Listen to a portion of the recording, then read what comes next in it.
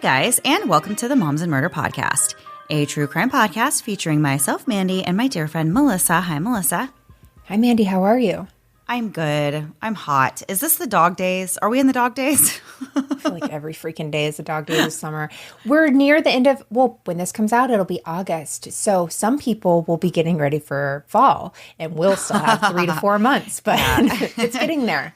Yeah, I feel like August is definitely one of the hottest months that we have, and it's already just been so hot. And I just mean that honestly and truly. It has been steaming hot.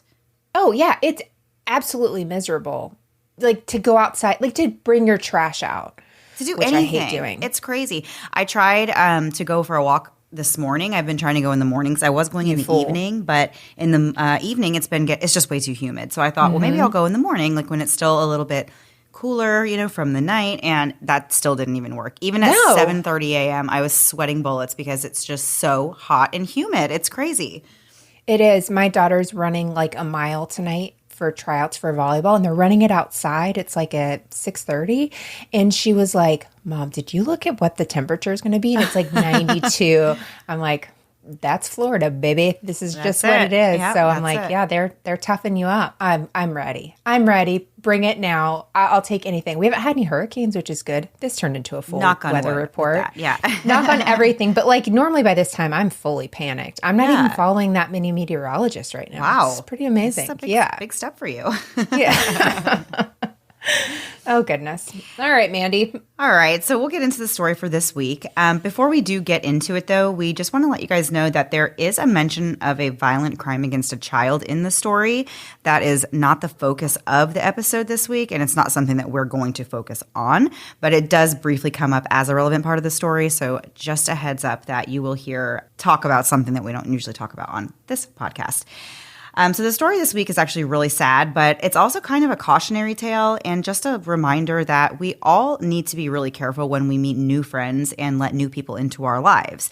And that's not to say that we shouldn't ever trust a stranger or ever try to make friends with anybody, but it's just that it's impossible to know somebody's whole story after 1 or 2 interactions with them. I am really, really guilty of thinking that everybody wants to also be my best friend. I don't think you suffer from the same thing. Absolutely not. I don't at all. But I am I don't want to say naive, but I guess that would be one way of describing I'm just very trusting of people. And I always think that people have the best intentions, and that if someone is talking nicely to me, I'm assuming that they are actually nice and they're being nice to me. And I forget that people put on an act sometimes and that might not be their true intentions. And then when I find out that person was maybe not being totally honest about how they felt about me, then it's like soul crushing, right? Because I'm like, wait a minute, I thought we were everything was fine. So I am very, I always have to remind myself about this, to kind of just be aware of situations when I meet new people and not trust everybody. I'm very opposite, where if somebody's nice to me, I'm like, why are they being nice to me? I have done nothing for them to be nice to me. I don't trust this person. And a lot of times they're just nice people, but I'm like, nope, being too nice to me, red flag. Right. We should meet in the middle somewhere. Yeah, there you go. I feel like you need a little from my cup and I need a little bit from your cup. There you go. So it was Monday, April 16th, 2012, when officials at Fort Bragg in North Carolina called the police to alert them that one of their soldiers, named Kelli Bordeaux, had failed to report to work that morning. Kelli's commanding officer knew right away that something was wrong, because Kelli was a very responsible person and a dedicated soldier who had never and would never miss a day of work. Kelli had only been in the Army for about a year and only at Fort Bragg for about 5 months. But spending time in the service was something that she aspired to do after her grandfather, a veteran, encouraged her. She worked as a health service specialist at a military base hospital, assigned to the 601st Area Support Medical Company, the 261st Multifunctional Medical Battalion, and the 44th Medical Brigade. She hoped to one day become an officer. Kelli wasn't the stereotypical type of woman that you might think of being in the military. She was very tiny, very petite, standing about 5'1" and weighing just 102 pounds, with blonde hair and brown eyes. She was very pretty, and she was accustomed to getting a lot of attention from guys. Kelli was originally from St. Cloud, Florida, which is not too far from where we are. She was born there in 1988 and was the youngest of 3 kids born to her mom, Jonna. In high school, Kelli was a cheerleader and a beauty queen. She was very popular. She graduated from St. Cloud High School and started taking classes at Valencia College for dental hygiene, but at some point, she met a man that caught her attention named Mike Bordeaux. Mike knew from the moment he laid eyes on Kelli that she was something really special, and for him, it was love at first sight. The couple got married when they were still in their early 20s, but 3 months into their marriage, Kelli decided to enlist in the Army. Mike wasn't really a huge fan of this idea. He didn't want to lose Kelli or have to go through what couples go through in deployments or really spend time away from her. But Kelli said she really felt like it was her calling to enlist, so she did. She was stationed at Fort Bragg, and she moved from Florida to North Carolina in November of 2011. Mike went on to move there the next month in December, and they decided to live in an apartment off base. Kelli was described as being a vibrant person. One friend even said that although she was really small in stature, she had the heart of a giant. But although Kelli was thrilled to be in the Army, the stress of moving to a new state and trying to start their new lives together really put a strain on Kelli and Mike's new marriage. By April of 2012, Kelli was really fed up with Mike's heavy drinking, and she was frustrated with his struggles to find work in North Carolina. Kelli needed to take a break, and so the couple decided to have a trial separation. Kelli would be staying in North Carolina, and Mike would go home to Florida for a while. For Mike, he believed this was going to be a completely temporary situation, and his end goal was always to stay married to Kelli, but he wanted to respect her need for space. Sometimes you hear in these trial separations like somebody, is separated and it's ultimately going to divorce, but right. For him, it was like, I really want to try this. If she needs space, that's what I'm going to do. Right. I'll do whatever I need to do. And they were really young in their early 20s, and they had already moved. It was such a big move for Kelli to join the Army and to have to move to a new state and for him to go with her. And so I can kind of understand why he was thinking like maybe what we need is a little bit of space between us. And so we can kind of both figure out what it is that we're doing, and then we can come back together and be a stronger couple. So it sounds like that's kind of where he was going with this. Absolutely. But what Mike didn't know was that Kelli really had already moved on. She had been having an affair with someone she knew back in Florida from before she joined the Army, and this affair had been going on for over a year. His name was Justin Thompson, and he'd made such an impression on Kelli that she was actually planning on divorcing her husband, Mike, who meanwhile has no idea that Kelly's seeing someone else. Kelli first met Justin in a bar in Florida, and he was instantly attracted to her. Kelli didn't have a ring on that night, but one of her friends let it slip that she was actually married. But Justin didn't really seem to care and felt like it wasn't really his problem. By April of 2012, the relationship between them was pretty serious. They had essentially conspired to kick Mike out and to send him back home to Florida. Kelli insisted that she and Mike were done and Justin was going to move in with Kelli. The plan was for Kelli to divorce Mike and then get married to Justin, which meanwhile, when I was first learning about this story, I thought, oh my gosh, they're going to kill Mike because in these stories, it's always like affair, murder. Right. And this is just like, no, I just want to move on and do something different. Right. So shortly after Mike moved back to Florida, Justin went to North Carolina to visit Kelli. While he was in town, they went to a local bar near Kelli's apartment called Froggy Bottoms. And that night, Justin and Kelli met a guy named Nick, who took a liking to Kelli and tried to befriend her. Nick gave Kelli his phone number, which she really didn't think anything of because, of course, she's there with Justin. So she thought it was pretty obvious that she was only interested in talking to Nick or hanging out with him as a friend. After Justin went back to Florida, Nick asked Kelli if she wanted to hang out, and he invited her to meet up at the Froggy Bottoms bar, and she agreed. But Kelli didn't realize that she and Nick actually were not on the same page. She was thinking this was just friends hanging out, but Nick was actually thinking that he was taking Kelli on a date. Kelli had no problem even letting her boyfriend Justin know that she was meeting up with Nick at Froggy Bottoms, and I guess that kind of speaks to the fact that she really thought that this was just hanging out with some new person, that they had met. But when she told Justin about her plans to go meet up with him, he was really alarmed and put off by the whole thing. And not just because Kelli was going to hang out with another guy by herself, but also because he genuinely felt like something was just off about Nick. He actually told Kelli that she should be afraid of Nick because he was creepy, and he told Kelli to bring her pepper spray along with her that night just in case. Nick picked Kelli up at her home and drove her to Froggy Bottoms at about 8 p.m. They played pool and sang karaoke, and at about 12:46 on April the 14th now, her boyfriend Justin received a text from Kelli's phone that said Nick was about to take her home, and a short time later she sent, "Got home safe, I'm going to bed, call me tomorrow."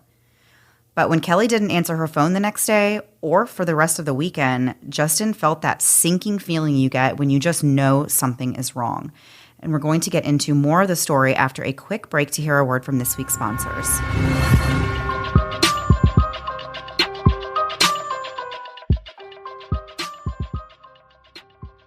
Everything is more expensive these days. So how do I earn cash back on things I'm already buying?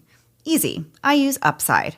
Upside is the free app that allows you to earn money back on things you're already buying. And compared to your credit card rewards or loyalty programs, you can actually earn 3 times more cash back with Upside. To get started, you just need to download the free Upside app. Use our promo code MOMS and get $5 or more cash back on your first purchase of $10 or more.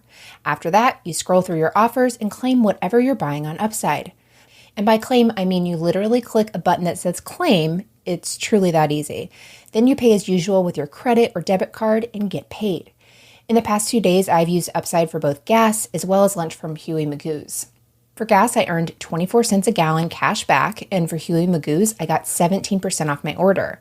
And I plan to use the cash back I'm getting on something fun, like more food, of course. It truly could not be easier. If it was difficult, to be honest, I wouldn't be using it. But with Upside, you are on your way to earning cash back on things you're already doing with just a few clicks. It's easy to see why Upside has a 4.8-star rating on the App Store. Download the free Upside app and use promo code MOMS to get $5 or more cash back on your first purchase of $10 or more. That's $5 or more cash back on your first purchase of $10 or more using promo code MOMS. In the wise words of Parks and Recreation's April Ludgate, time is money, money is power, power is pizza, and pizza is knowledge. And as much as that sentence really cracks me up, there is some truth to it. As business owners, we know that our time is valuable, so we're always looking for ways to save time and money, and we do that with Stamps.com. Stamps.com has been an indispensable part of over 1 million businesses for more than 20 years. And that's because with Stamps.com, you can be up and running in just minutes, printing official postage for any letter, any package, anywhere you want to send it. All you need is your regular computer and printer. There's no other special supplies or equipment needed. Stamps.com is such an amazing resource for us. I save loads of time every month by being able to send out all our Patreon perks and cards from my house while multitasking 10 other things. I'm able to keep Patreon perks going out in a timely manner because I'm never having to coordinate my day to make a run to the post office. So whether you're sending out Patreon perks like us or working with Shopify, Amazon, Etsy, eBay, or more, Stamps.com is able to save you so much time and money that you can't get anywhere else, like up to 30% off USPS rates and 86% off UPS. That's right, you have access to both USPS and UPS services right at your fingertips. Don't mail and ship the hard way. Sign up with Stamps.com today. Sign up with promo code MOMSANDMURDER for a special offer that includes a 4-week trial plus free postage and a digital scale. No long-term commitments or contracts. Just go to Stamps.com, click the microphone at the top of the page, and enter code MOMSANDMURDER. It's been a while since I've had a baby of my own, and some days I miss it so much. The baby cuddles and baby smiles, but when it comes to diaper rashes, not so much. I remember the first time my oldest had a diaper rash, I was really devastated. Here's this tiny thing totally dependent on me, and now she's fussy and obviously uncomfortable, and I'm supposed to have the answers. Well, with time and treatment, it went away, but what I really wanted was to avoid it altogether. And now, baby butts rejoice. New Huggies Skin Essentials are here, a brand new dermatologist-approved line of diapers, wipes, and pull-ups training pants, all designed with baby's sensitive skin in mind. The wipes are thick and have 0 harsh ingredients for a great, gentle clean. Pull-Up Skin Essentials has got your big kid covered too, with a training pant that's ultra soft and breathable to help protect sensitive skin throughout potty training. Whether you're a first-time parent or a seasoned pro, make it easy on yourself and your baby with Huggies. Learn more at Huggies.com. Once again, head to Huggies.com to learn more. And now back to the episode. So before the break, we were talking about Kelli Bordeaux and how she and her new boyfriend Justin had recently met this new friend named Nick at a local bar called Froggy Bottoms. Justin, who, as we said before, lived in Florida, was no longer in town when Nick invited Kelli to hang out at this bar again on April 13th.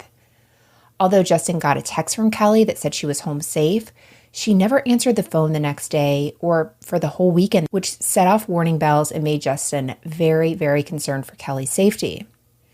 Justin told Kelli's family that he thought something was wrong, and so he called the police on Saturday and on Sunday, but much to his frustration, he wasn't taken seriously about Kelli being missing until Monday. And this was the same day that Kelli didn't report to work. Fort Bragg officials reported her missing, and her description was released to the public. It was known that Kelli was last seen wearing a pink tube top, black shorts, and bedazzled flip-flops because she had taken a photo of herself before she went out that night. A search was immediately launched to find Kelli. There were ground searches as well as helicopters that were used to search in back swamps between the bar and I-295. More than 50 police officers and 60 soldiers searched a heavily wooded area off Ramsey Street, as well as a pond that was about 8 miles away. Kelli's husband, Mike, remember, he's back in Florida and has no idea that Kelli is seeing Justin. He has no idea who Nick is. All of this at the time of her disappearance. He comes to North Carolina and is helping in the search for Kelli. Her family also traveled to North Carolina to pass out flyers and help search for her. So in the early stages of the investigation, the police, of course, went to the Froggy Bottoms bar and spoke to the employees and patrons, as well as looking at the surveillance footage from that night. They did see that Kelli and Nick were there all night, and it looked as though Kelli was having a really great time. She was dancing around and being friendly and just overall really enjoying her night out. By all accounts, Kelli was not drunk when they left the bar. The footage showed that Kelli and Nick left at about 1:20 a.m., and then Nick returned to the bar alone later, which does make sense if he took Kelli home and then decided to just go back to the bar. Sure. But that is where the mystery begins. The police looked into Kelli's phone records and found that her cell phone last pinged off a tower near the bar and near I-295. Not at her house, which is where Nick was supposed to have dropped her off. After learning the identity of the man that Kelli was with, Nick Holbert, the police tracked him down to ask him about that night and what happened after he left the bar with Kelli. He told them that he dropped her off at the entrance to her place, which was about a quarter of a mile from her actual apartment. And he said Kelli told him to drop her off there, and he didn't really question her. He was thinking maybe somebody was at her apartment that she didn't want him to see, so he left, and that was the last time he said he saw Kelli. He said he didn't have anything at all to do with her disappearance, though. Nick also spoke to the media and said that he and Kelli were at the bar that night. He gave her a ride home, dropped her off at the entrance to her neighborhood, and left. And he pleaded with the public to help with any information about where Kelli might be, and he even went out and joined the search himself as well. Almost instantly, Kelli's husband Mike became a suspect in her disappearance, but it was really hard to tie him to anything sinister because he has this really airtight alibi. He was in Florida visiting his family on the night of Kelli's disappearance in North Carolina. And who's going to make up being in Florida? Like, that's Right. just not an excuse you want to make. You don't even like saying Right, it. exactly. Mike unfortunately found out about Kelli's affair with Justin as a result of this investigation, which, oh my gosh, that had to be so hard for him to find out that Yeah. news. The officers actually asked him if he found out that Kelli was having an affair and if maybe that caused him to snap and hurt her because, of course, they're thinking he has something to do with it. Right. But then that's when Mike said, no, I actually had no idea about any affair. And he told them that he didn't want to hear anything more about it either. He just wanted to find Kelli. He really genuinely just didn't care that she was having the affair at that point. He just wanted to find her safe. As time went on, though, Mike did start to wonder if Kelli's new boyfriend, Justin, might have had something to do with her disappearance. But Mike was kind of fighting his own fight because most of the people in Fayetteville assumed that he was responsible just because he was the estranged husband that didn't even know he was estranged, really. It's like Right. everybody else knew this except for him. In fact, Justin was one of the only people who didn't think that Mike had anything to do with it. He thought all along that it was Nick. And because, as we said, the first time he met Nick, he got like a weird vibe off of him and thought he was Yeah. creepy. So right off the bat, he's thinking it has to be Nick. He thought that Mike was way too emotional and too lovey-dovey to ever hurt Kelli. And he said Mike wasn't a killer. He was the type that thought, he was going to be able to win Kelli back one day, not the type to hurt her. But Fayetteville residents and even the local police still believed that Mike had a hand in his wife's disappearance, even though he was states away and it was Nick Holbert that was the last confirmed person to have seen her. They thought that since Kelli wasn't reported missing until the 16th, that would have given Mike enough time to drive from Florida to North Carolina and back. Even though Kelly's boyfriend Justin did try to report her missing over the weekend, I guess they're saying she wasn't officially reported missing until Monday. Because they wouldn't let him. Exactly. About 2 weeks after Kelli went missing, her husband Mike went on the Today Show and publicly stated that he was suspicious of Nick because his story seemed sketchy. He said if Nick had dropped Kelli off where he said he did, there's no way that she wouldn't have made it to her apartment. He did admit that he had never met Nick and didn't know him prior to this. When he was asked about the state of his marriage to Kelli, he said that there was nothing wrong, that they were happy and he was just in Florida visiting his family and nothing more. So that part, I'm sure, to viewers at the time probably seemed off knowing that Justin was involved. But for him, that's what he thought was going on. Right. So the police didn't have anything to arrest Nick on in the case of Kelli's disappearance. But through the course of investigation, they did find something pretty shocking in his background that led to them arresting him anyway. As it turned out, Kelli's boyfriend Justin had the right idea when he felt that Nick was a dangerous person.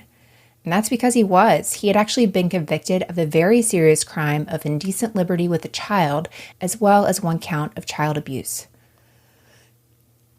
These charges were brought on Nick when he was just 16 years old himself, but he attacked a young girl on December 22nd, 2002, and the injuries she suffered left her still in a wheelchair 10 years later. Nick was released from prison less than 8 years after this heinous offense, and his parole in that case ended on April 8th, 2009. After this, Nick had been living in a makeshift camp in the woods behind the Froggy Bottoms bar, which was a place that he frequented, and he even did odd jobs there in exchange for meals. So when Kelli disappeared and police looked into Nick and found all of this out, they also saw that he had failed to register as a sex offender. He was then arrested on April 20th and convicted on October 12th, 2012, and sentenced to spend 6 months in jail. Meanwhile, the owner of the Froggy Bottoms bar was also arrested on unrelated charges, and the bar closed down a short time later. By May, police had hundreds, if not thousands, of tips, and there were still large groups of people searching, with as many as 500 people at a time looking for Kelli. At this time, there was an $8,000 reward being offered, but things were slowing down, and by July, Kelli's story was fading out of the spotlight. A year goes by, and police still have no new information, but the reward has been bumped up to $25,000. Kelli's family continued to hand out flyers, hold news conferences, they ran a Facebook page, and anything they could to keep her story out there. On May 20th, 2013, the Army declared Kelli legally dead and said that it was a decision they made so that Kelli's family would be able to receive her survivor's benefits. Also in May of 2013, Nick was released from jail on parole. And rumor has it that while he was in jail, he did make some incriminating statements about Kelli's disappearance, but it wasn't actually enough to charge him with anything. So there was this guy named David Marshburn, and he was a private investigator and bounty hunter who heard about Kelli's case and decided to take it on all on his own without telling anyone or being hired by anybody. He just saw this on the news and decided he was going to take this case. David said that from the moment he first saw Nick's interview where he was telling the media that he dropped Kelli off outside of her apartment complex, he just knew that Nick was lying and that he had done something to Kelli. So David started searching for Kelli on his own and had been working on the case the entire time. Within days of Nick being released after he went to jail for not registering as a sex offender, David actually befriended Nick. He later told Crime Watch Daily, "I had to be his best friend. I had to be a good friend to him." So David concocted a plan to trick Nick into giving him information. He went to where Nick was living and knocked on the door and just came right out with who he was. He announced himself as a private investigator, but he told Nick that he didn't believe he had anything to do with Kelli's disappearance. Instead, David told Nick he believed him, but he thought that he might be able to help clear his name and, help them be able to find Kelli. So David had a 3-stage plan. I have to say I don't really understand his plan, because I feel like there's too many ways that it just wouldn't work, and also it doesn't make a lot of sense to me. So the first stage is that he was going to act like Nick had nothing to do with it. And then he was going to act like maybe Nick did have something to do with it. And lastly, he would tell Nick that he knew he did it, and then Nick would deny it. But I'm like, okay, but how is that a plan? I don't really understand the plan. No. I guess as long as he understood the plan, it's good to go. Yeah. But like for me and you, when I saw that, I was like, huh, I'm not I'm not following. entirely sure how that works. I'm not following. Yeah. Not I feel following. like there's some more steps to go in between there. So David kind of played into this idea, this knowledge that Nick really needed money more than anything else in the world. So as long as David kept giving Nick money, Nick would continue to want to see him, whether they talked about Kelli or not. Nick eventually started calling on David for everything he needed. He would sometimes call while David was in the middle of eating dinner with his family and say he needed cigarettes or needed to eat. And David would stop what he was doing and drive an hour away to go give Nick money. I just have to say, I would love to see the day somebody ever called me up and told me they needed me to drive an hour to get them cigarettes. Well, I know. And like for him, it's nobody's asking him to do this. He has no idea what the outcome of this could ever be. He thinks this guy's guilty, but he doesn't know if he's guilty. Like he's going on a lot of like what ifs. Assumptions, yeah. So after months of faking this friendship, Nick still had not confessed, and David was starting to get really frustrated. At one point, he said he was so mad at how close he was getting to a confession that there were times he just wanted to take Nick to a barn somewhere and basically start torturing him. He said he just had these like wild ideas about cutting off his fingers until he started talking, like just real torture type stuff. I don't know, crazy. Real things that it's like he said the quiet things out loud. Exactly. Like nobody needed to know that. Yeah. So he just kept trying anyway, even though he did not act on any of those things, thankfully. But he thought them, and he verbalized that. He did. And then he told everyone. Yeah. So David tried numerous different ruses, and one of them almost worked. He tried to convince Nick that he was able to work out a deal with prosecutors, even going so far as to make a fake plea deal and claim that it was real. David said that in this deal, if Nick said where Kelli was, then he would get probation and rehabilitation instead of going to prison, which would be a very sweet deal for someone. Yeah. So David said Nick would have access to mental health care and get his own apartment where he'd have a computer to work on. So Nick looks over this deal several times and seemed to be really considering taking it, which to David was like, well, then he's guilty. Why would you take this deal if there was nothing to get a deal from? In the end, though, it didn't work because Nick refused to sign the plea deal because he said he thought the prosecution would just take it back. Honestly, I think it's very good that this deal never came through because I feel like this is one of those coercive things where they would show it in court and be like, somebody like who's not even working with us. Situation. Yes. Yeah, exactly. So good that it didn't work. But David was even more determined than ever to get a confession out of Nick. So he came up with another idea. This time, he was going to tell Nick that he was about to be indicted for Kelli's murder. He wanted to try this because he said he knew the average person knows very little about indictments, so it would be easy to really trick Nick about this because it was already a hard topic to really understand. The funny thing about this is that he also said that he himself didn't know anything about indictments, and that's why he chose that. He's like, I don't know anything about them, so I'm assuming no one else does, and I can just I can just talk my way through this one. That was definitely not mentioned in the 3-step plan at all. So David makes this fake indictment that led Nick to believe that he was under police surveillance, which David played into by doing things like having this bondsman hang out outside of Nick's place that was, like he's riding in a Crown Vic and like looking where Nick's sleeping and stuff. This is so elaborate. It is. And it worked. Nick became paranoid and told David, quote, I told you, man, they're watching me. They're coming after me. They got something, end quote. The more paranoid that Nick got, the more willing he became to sign that fake plea deal from before. He even told David that he would show him where he buried Kelli's body. They started by driving over to Froggy Bottoms, and according to David, Nick was just chomping at the bit to just jump right out of the car and show David where Kelli was.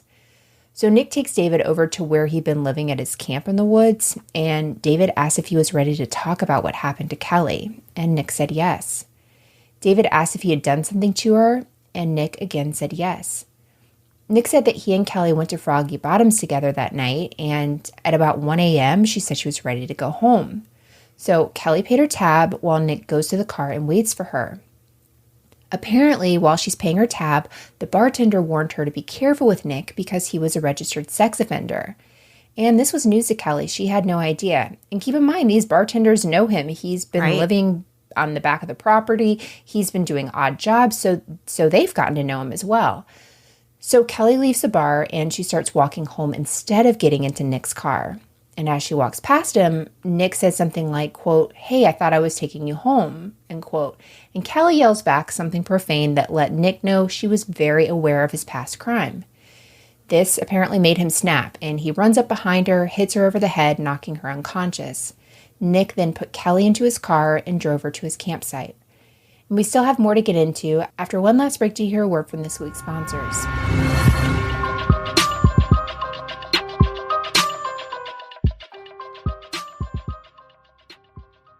With no fees or minimums, banking with Capital One is the easiest decision in the history of decisions, even easier than deciding to listen to another episode of your favorite podcast. And with no overdraft fees, is it even a decision? That's banking reimagined. What's in your wallet?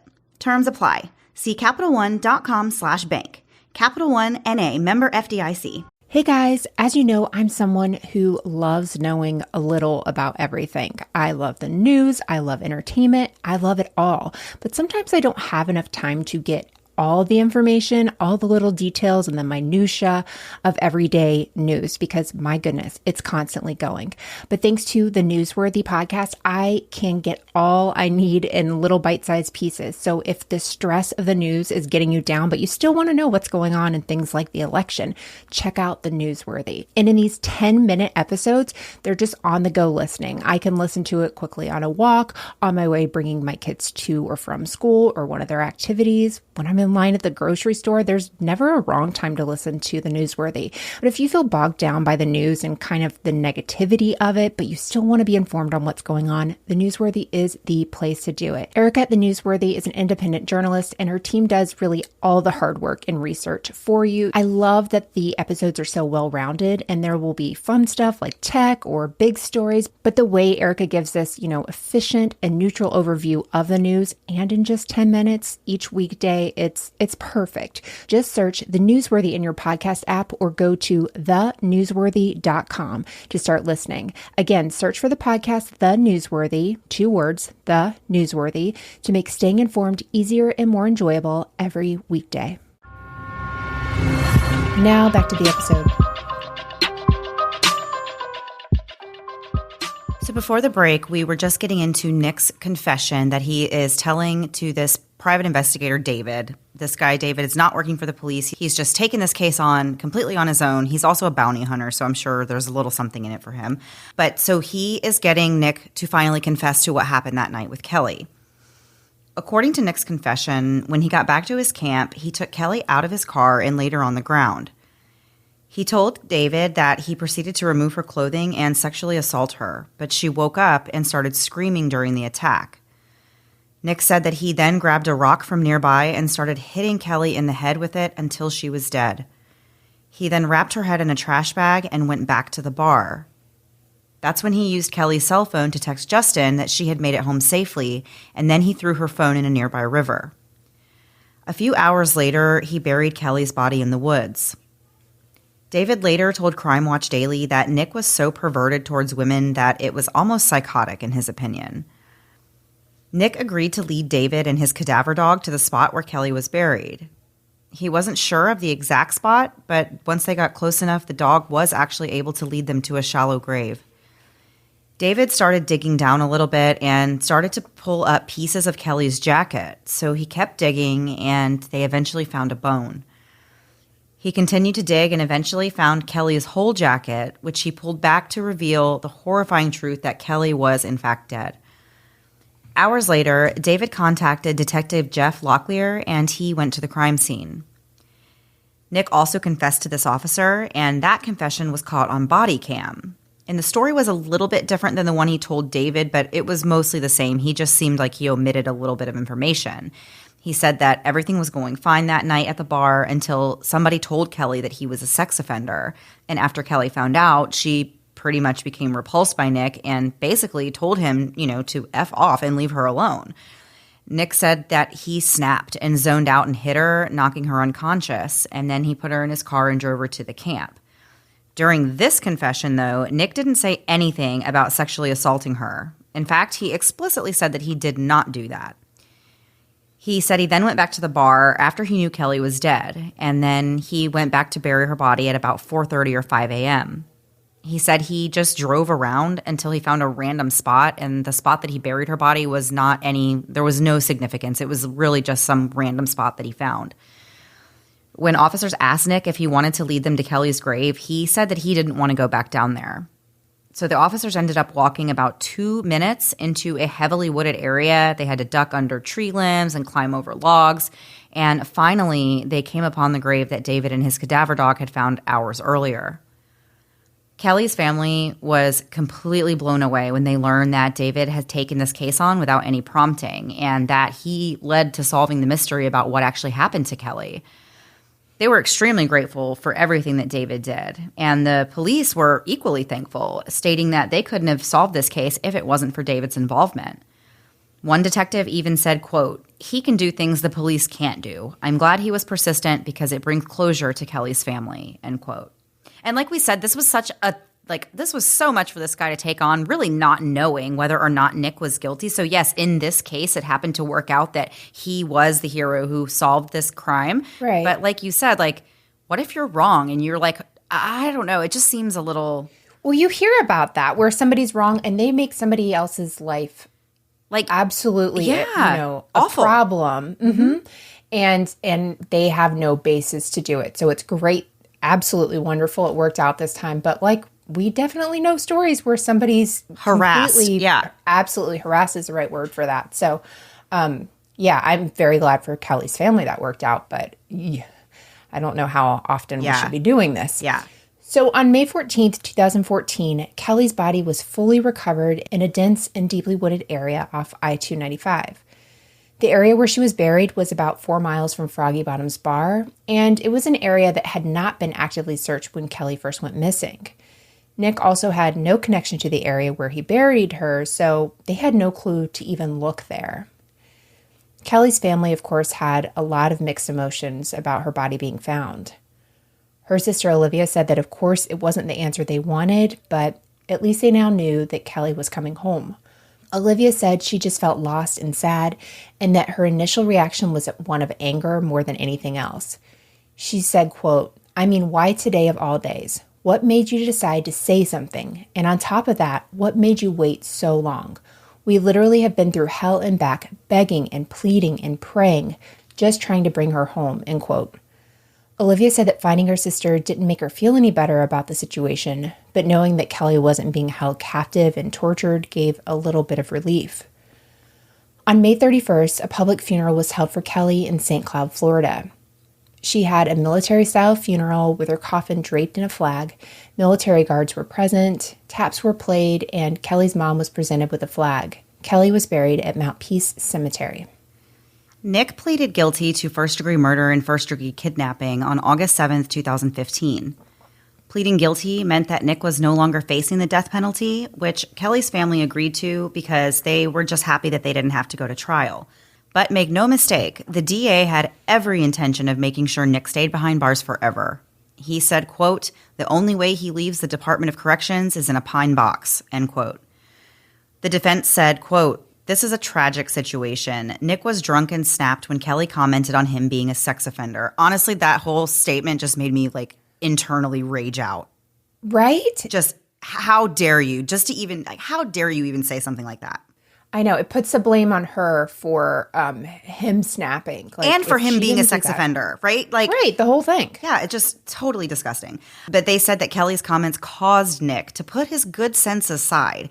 And they also claimed that Nick wanted to confess earlier, but he couldn't work up the courage because he knew what he was going to have to face.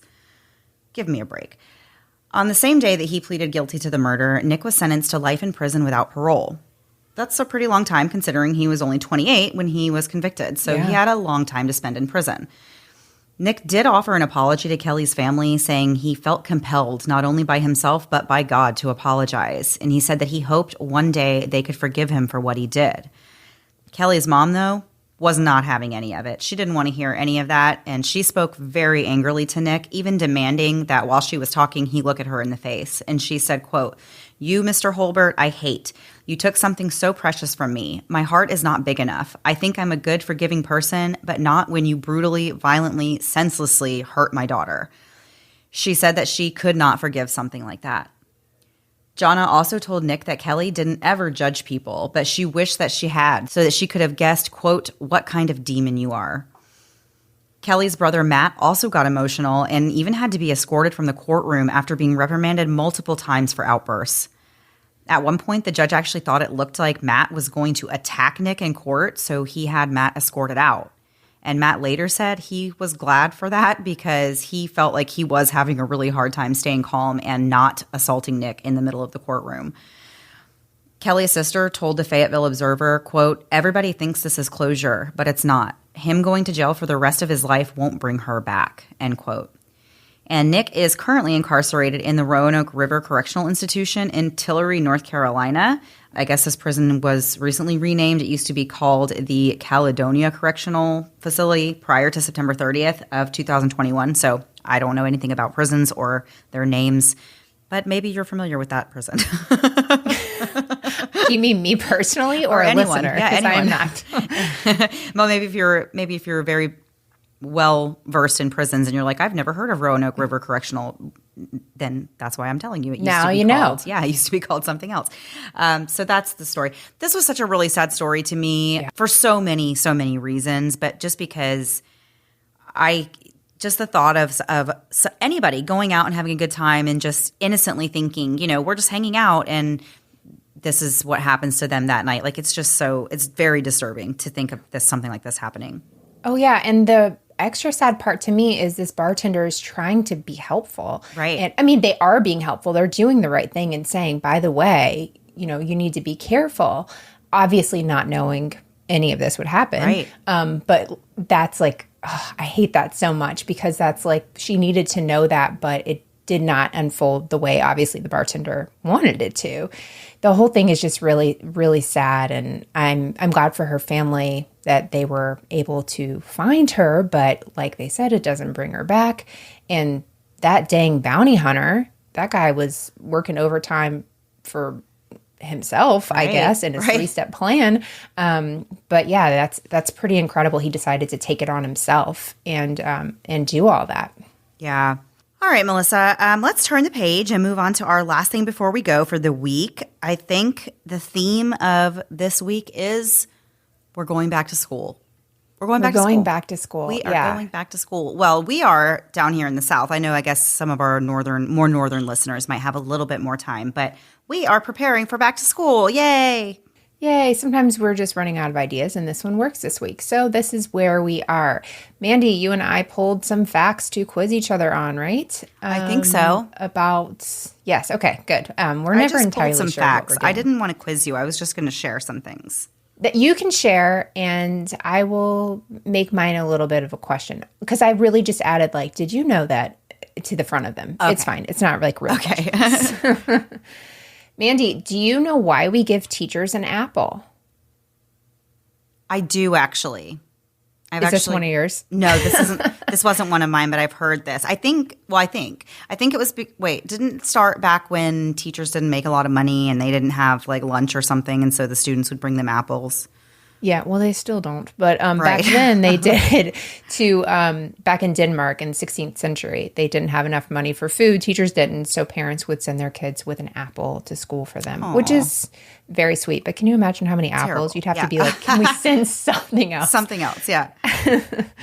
So, Melissa, I know something that you and I always complain about is how much money it costs for our children just to go to school. Every year when I start buying school supplies, I'm like, did I need to have 2 kids? That might have been over the top. This feels excessive. So how much money do you think the average household that is doing back-to-school shopping is spending on back-to-school shopping each year? Oh, this is going to bum me out. I mean, we did ours. I think my kids were in the 200 range, which a piece? I still have to buy a calculator. Yeah. That's pretty good. Yeah, well, is it? Well, I know it's just so expensive. Well, then I guess it's not that. Let's say $500.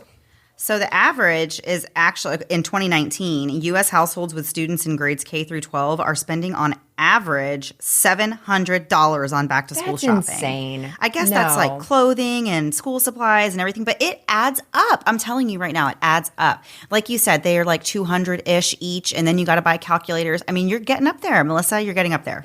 Yeah, but also like it's like a catch-22 because if we don't get it, then the teachers have to provide it. So then the teachers are pulling it out of their pocket and they're not getting enough apples. So this just isn't going to work. So it's, I'm sorry. Everyone that's going through that, it's rough. We feel for you.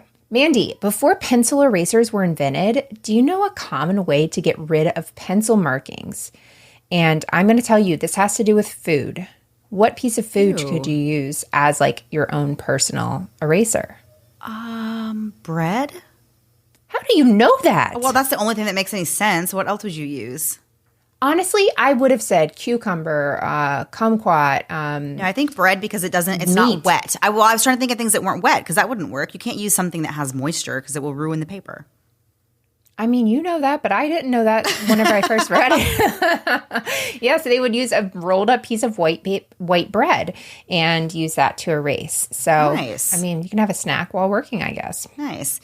All right, my next one is more of a little fun fact, and I don't know if it works, but if you're going back to school or your students are going back to school, maybe you can have them test this out. If you chew the same flavor gum you chewed while studying for a test for 5 minutes before taking the actual test, it can improve your memory and your results significantly. Oh, that's interesting. So if you're studying for a test, so if you're studying and you're chewing a piece of gum, chewing the same gum when you're taking the test can somehow activate like the parts of your memory that you use to study for this test. So I think that's very fascinating. I personally want to try this one. Hold on. Same piece of gum or the same flavor? The same flavor, the same type of gum. Oh, I was like, you got to wrap it in your wrapper. No. Ew, no. Yeah. I would be out immediately if I had to put already ABC gum in my mouth. Yeah. I was thinking like that makes more sense to me. That's so sad. I'm so sad for me. Okay. All right. The next one is, okay, good luck, Melissa. Didascalenophobia is the acute fear of what, Mandy? Well, it can't be desks because that would be way too obvious. No, that would be. Oh, yeah. But it's didascalenophobia. I have no idea. You know that word. Chalk? No, it's the acute fear of going to school. Oh. Which affects my children are definitely among the suffering. Yeah. It affects 2.4% of children. Oh, wow. I believe it. Yeah. Wow.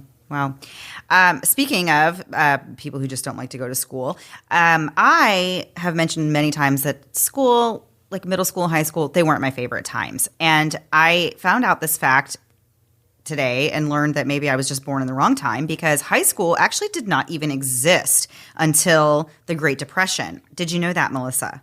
It was my fifth fact. Yeah, that is wild. Yeah. I had no idea. Yeah. So apparently, until the Great Depression, public high schools did not exist. Kids only went up to the 8th grade unless they were very, very rich. But in order to slow the flood of young men entering the workforce during the Depression, high school was created, ensuring that the few jobs available went to adults and family men. How crazy is that? And then here's my question. Why did we keep doing it? Why are we still doing it? I know. And middle school is so the worst. But the worst. Yeah. So high school to me was a little bit better. Not the best, but better than middle school. But why we just tack on? It is wild if you break things down and you're like, wait, why did we start doing that? Okay, because of this, we're not doing it. Yeah. Can I stop now? Right. But, I need my kids to be in school till they're 18. Please. But I feel like back then when they first started doing it, like it wasn't like it was now. Obviously they didn't just design an entire high school curriculum. They probably had them doing other things that were, like more technical things, like actually learning skills for when they did go into the workforce. Right. And so I wish high school was actually more like that and not just more algebra. Like how much algebra do you really need? Turns out you don't need any. I have a whole rant I could go on about that. I have never used math above I guess algebra sometimes, but you don't use any math higher than that. What is the reason that I have to keep taking math for that long? My personal theory is you only need that math if you are going to become a math teacher. That's my personal theory. I think that's the only reason you'll ever use it again. I'm kidding, and I'm going too far with this, and I'm sure people have to use it. But yeah, I've never had to use really anything. I have to get my daughter a TI-84 calculator. I was telling you about this. And so I posted on my Facebook to ask if anybody had it, and they were like, no, she can just use a smartphone. I'm like, yeah, I thought so too. Why are we doing graphing calculators anymore? I had to buy graph paper. Let's do one or the other. Let me choose. Well, I guess they don't want them using their phones because then they have their phones out. Oh, yeah, for sure. They want them Dang it. to have a calculator so then they don't have access to a phone, Yeah, that makes sense. Fine. But whatever. But like, why are they still so expensive? I know. How has the technology not made it cheaper? Come on now. I know. I agree. This is just ranting. Well, I know. So there you have This it. episode. I know. That was it. I think we're done. Are we done? We're good. That's fine. All right, guys. We will be back next week with a new story. I felt like that was a very abrupt ending. Thanks for listening. Yeah, and what happened? That ending just threw me off. We'll be back next week. It actually threw me off too. Okay, thanks everybody for listening. We'll be back next week. Same time, same place, new story. Have a great week. Bye. Thanks so much for listening to the Moms and Murder podcast. Make sure to check back with us next week for a new episode. You can also find us at momsandmurder.com, where you can connect with us via social media. Please make sure you subscribe and give us 5 stars, because giving us 4 stars would be a crime. Thanks so much.